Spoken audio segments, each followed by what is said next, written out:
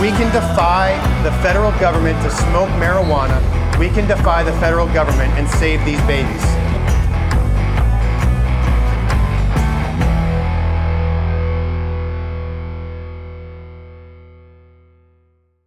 Welcome back to Capital Conversations. I'm here with Zach Lautenschlager. I'm Dennis Sarfate. Today we're actually going to talk about abortion. How noisy this road is. And how noisy. We're on the middle of a road here on the median, but we actually want to talk about, is abortion murder?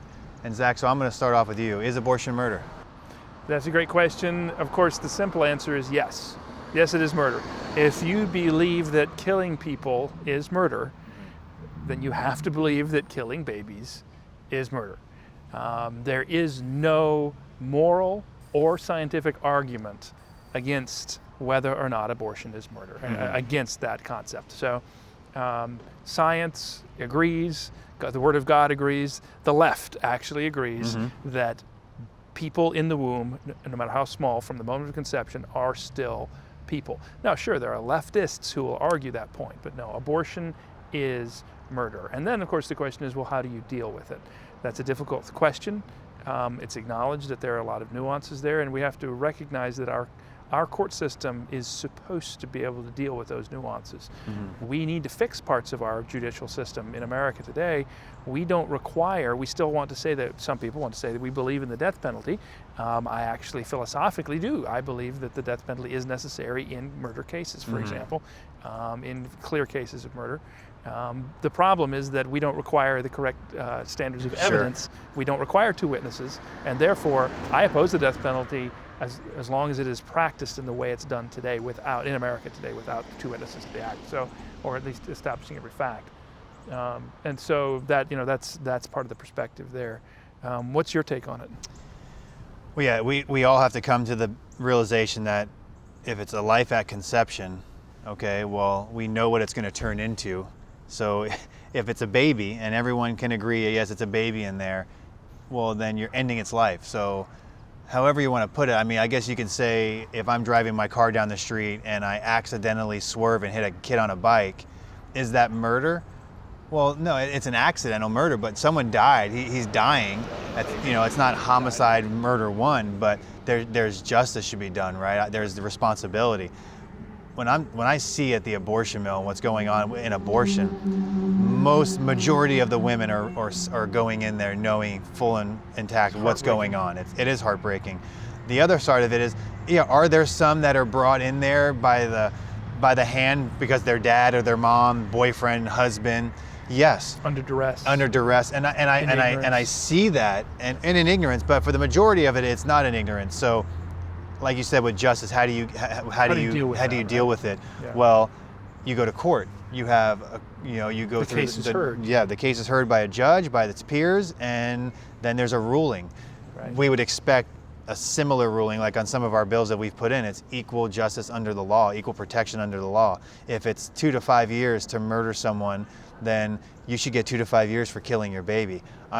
We have to be consistent. Yeah, if you did it intentionally. That's the thing. Ultimately, when we look at this, we have to recognize, what about women who are under duress? What about those unique circumstances? What about a case where the baby dies of natural causes and you have to do a D&C? And often we use the word D&C to cover up abortion. Yep. When D&C means we're going to evacuate a deceased baby from the womb, right? Yeah. And so, but what about those cases? And Texas law, the great conversations going on. I have some friends who say, well, if you outlaw abortion and make it murder, which we're not making it murder, we're acknowledging the reality that God says it is. Yep. But if our laws reflect God's justice, what if you put an innocent mom to death? And I think the answer to that question is that's a valid question. Sure. Of course, we need to watch out for that, but there is a balancing question. What if you allow a murderer to go free and acknowledged she says, I murdered my baby, I knew it was a baby, and we've all been there, you and I have, not everyone, but you and I have stood in front of those clinics and had moms tell us, yeah, I'm going to go murder my baby. Yeah. And come back out with a picture, in some cases not for me personally, but some of my friends' mom actually came out with a picture of the child and said, here's your baby, I killed him. Yeah. Sometimes 5, 6. I've seen TikTok videos where a woman's bragging about killing 17. She's had 17 abortions. That, to me, that's the hard line where people need to see, like, okay, there needs to be something done about it. Right. So yes, we're all in agreement that abortion is murder. Even the pro-choice scientists say it's a baby at conception, that it has DNA, you can follow along the track of it. So if we want to have that debate, I'll have that debate with anybody. You want to Yeah. have that debate? Let us know. We would love to talk with you and have a respectful conversation about whether or not a baby in the womb is a human being. Scientifically, let's have that discussion. But for those of us who recognize, yes, it is, but there are all these extenuating circumstances, right? What about rape? What about incest? What about health of the mother? These are all great questions.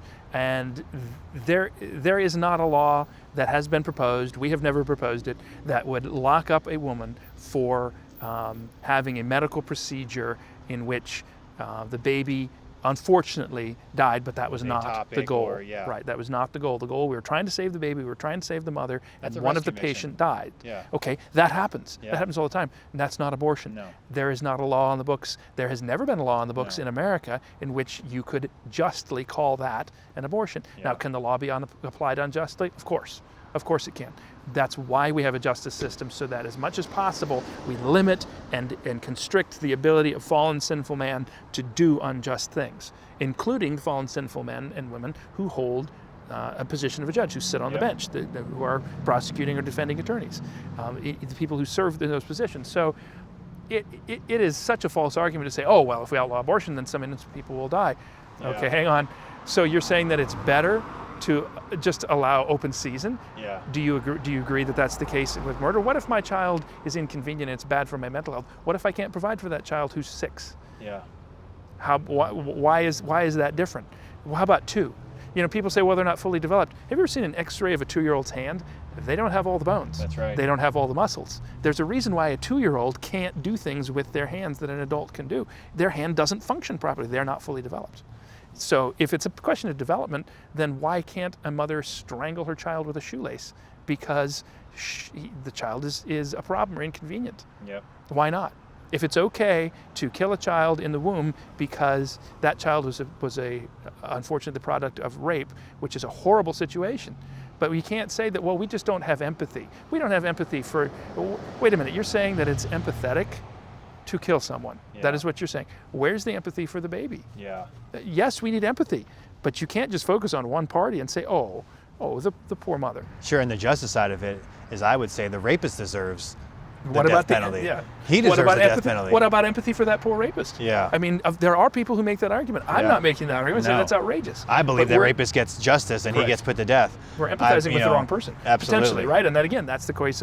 It's a case of we have to apply God's law justly, but we can't say that that sometimes there's a failure to apply God's law. Therefore, we shouldn't have God's law. And that's 1.5% of total abortions, right? Rape and incest. And so we would say the father gets justice, or the man should be put to justice and put to death, not the baby. The baby shouldn't be the victim here. The baby shouldn't be the one that dies for the crimes of the man. So it's a conversation that needs to be had, and I appreciate you sharing with us today. And that's it today for Capital Conversations. Thanks for joining us.